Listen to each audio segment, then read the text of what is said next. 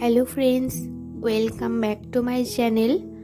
আজ আমি তোমাদের সাথে শেয়ার করব পাকা আম দিয়ে তৈরি পায়েসের রেসিপি। তো পাকা আমের পায়েসের রেসিপিটা বানানোর জন্য আমি এখানে দেখো সবার প্রথমে দুটি পাকা আম নিয়ে নিয়েছি। এবার সবার প্রথমে আমটাকে একটু ভালোভাবে ধুয়ে খোসা ছাড়িয়ে আমের পাল্পটা বের করে নেব।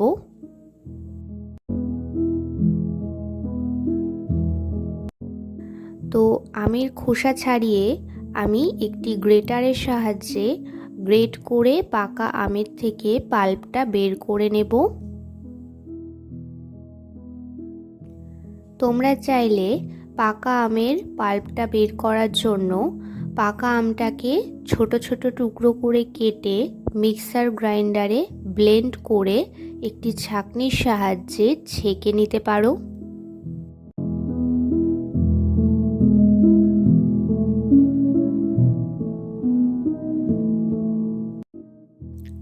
তো আমি এখানে এইভাবে আমের পাল্পটা বের করে একটি ছাঁকনির সাহায্যে ছেঁকে নেব। ছাঁকনির সাহায্যে আমের পাল্পটা ভালোভাবে ছেঁকে নিলে এর মধ্যে কোনো শাঁস থাকলে সেটা বেরিয়ে যাবে আর আমের পাল্পটা আরও স্মুথ হয়ে আসবে।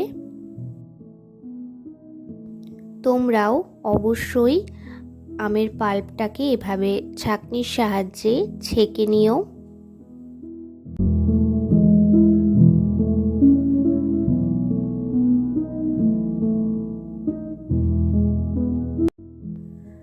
আমের পায়েসের জন্য এখানে আমের পাল্পটাকে দেখো ছাঁকনি দিয়ে ছেঁকে ভালোভাবে নিয়ে নিয়েছি। তো এখানে আমের পাল্পটা কতটা স্মুথ হয়ে গেছে, তোমরাও এইভাবেই আমের পাল্পটা বের করে নেবে। এবার আমরা পায়েসের জন্য গোবিন্দভোগ চালটাকে ভালোভাবে জলে ভিজিয়ে ধুয়ে নেব।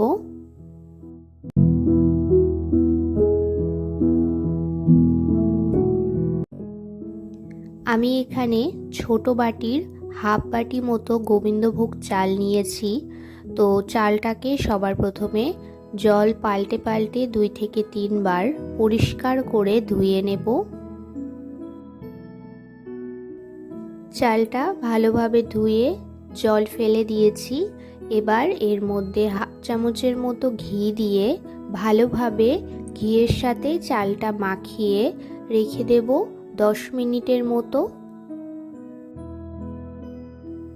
এবার আমের পাল্পটাকে জাল দিয়ে একটু ঘন করে নিতে হবে।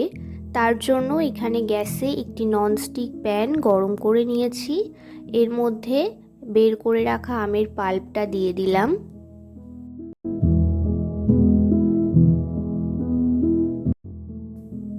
গ্যাসের ফ্লেমটা মিডিয়ামে রেখে খুব ভালোভাবে আমের পাল্পটাকে ঘন করে জাল দিয়ে নেব।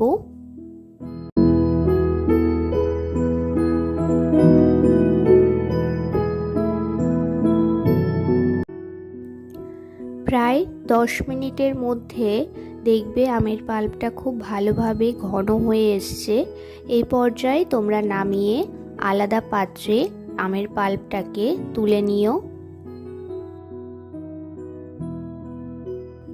এবার পায়েসের জন্য এখানে দুধটা গরম করে নেব। তার জন্য গ্যাসে সবার প্রথমে একটি ননস্টিক পাত্র বসিয়ে দিয়েছি। এর মধ্যে সবার প্রথমে একটু জল দিয়ে দেব, তারপর পর্যাপ্ত পরিমাণে দুধটা দেব। পাত্রটা যখন অতিরিক্ত গরম হয়ে যাবে তখন তোমরা অবশ্যই সবার প্রথমে একটু জল দিয়ে নেবে, তারপর এখানে দুধটা দেবে।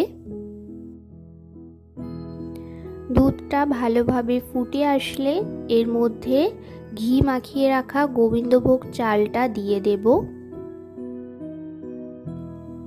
আমি এখানে লিকুইড প্যাকেটের দুধটা ব্যবহার করেছি 500 ml এর মতো।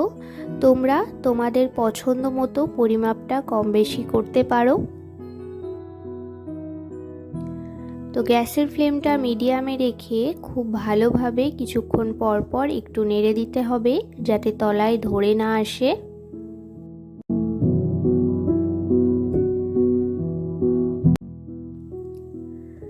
বেশ কিছুক্ষণ পর যখন চালটা একটু ভালোভাবে সেদ্ধ হয়ে আসবে তখন এর মধ্যে আমরা চিনিটা দিয়ে দেব।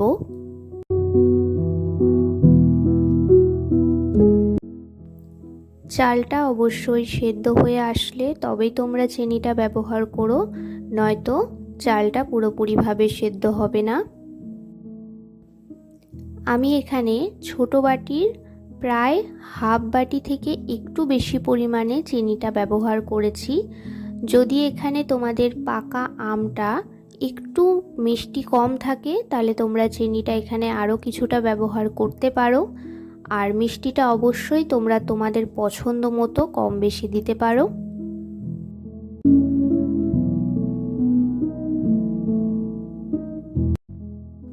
চিনিটা দেওয়ার পর চিনিটা যখন গলে আসবে তখন দেখবে পায়েসের কনসিস্টেন্সিটা কিছুটা পাতলা হয়ে আসবে। তো এটা কিছুক্ষণ ফুটিয়ে নিয়ে তারপরে এর মধ্যে আমরা কাজু কিশমিশটা দিয়ে দেব।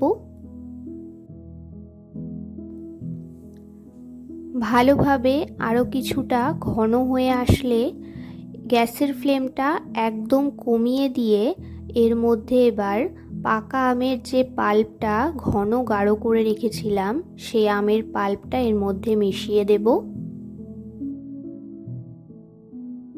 গ্যাসের ফ্লেমটা অবশ্যই একদম কমিয়ে নেবে, পারলে তোমরা গ্যাসের ফ্লেমটা অফ করে দিতে পারো, তাহলে দুধটা কেটে যাওয়ার ভয় থাকবে না।